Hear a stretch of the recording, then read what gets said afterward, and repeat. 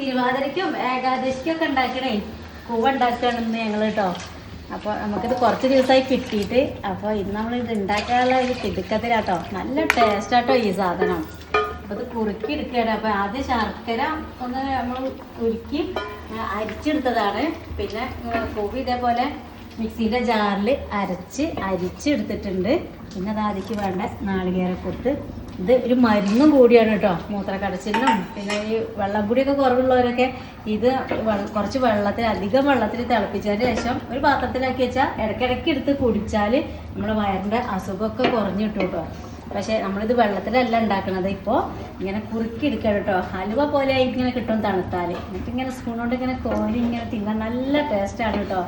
അപ്പോൾ ഒരുവിധ ആൾക്കാരൊക്കെ ഇത് ഉണ്ടാക്കലും തിന്നലും ഉണ്ടാവും. ഇല്ലാത്തവർക്ക് വേണ്ടിയിട്ടാട്ടോ ഇതിൻ്റെ ടേസ്റ്റൊക്കെ ഞാൻ പറയുന്നത്. അടിപൊളി സാധനമാണ് കേട്ടോ. അപ്പോൾ ഇപ്പോൾ സമയം ഉച്ചയാണ്. ഞങ്ങൾ ഉച്ചയ്ക്കപ്പോൾ ഇത് ഉണ്ടാക്കി കഴിക്കാൻ പോണത്. അപ്പോൾ ഇതൊക്കെ ഉണ്ടാക്കിയവരും തിന്നവരൊക്കെ കമൻറ്റ് ഇടണം കേട്ടോ.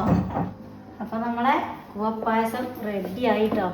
ഇനിയിപ്പോൾ അത് ഇത്രയും ലൂസിലാണ് കിടക്കുന്നത്. പക്ഷേ നമ്മൾ തിന്നണ സമയത്ത് ഇനി ഇത് തണുത്ത് കഴിഞ്ഞാൽ നല്ല ഉറച്ച പോലെ കിട്ടും. അപ്പോൾ സ്പൂൺ കൊണ്ട് നമുക്കിങ്ങനെ കോരി കഴിക്കാം. അടിപൊളിയാണ് കേട്ടോ. ഇത് കഴിക്കുന്ന സമയത്ത് ഈ നാളികേരക്കൊത്ത് ഇങ്ങനെ ഇടയ്ക്ക് ഇങ്ങനെ എടുത്ത് കടിക്കുമ്പോൾ നല്ല ടേസ്റ്റാട്ടോ. പിന്നെ ഒരു രുചിക്ക് വേണ്ടിയിട്ട് നമ്മളൊരു ഏലക്കായും കൂടി കുത്തിയിട്ടിട്ടുണ്ട് കേട്ടോ. അപ്പോൾ നല്ല അടിപൊളിയാണ് കേട്ടോ.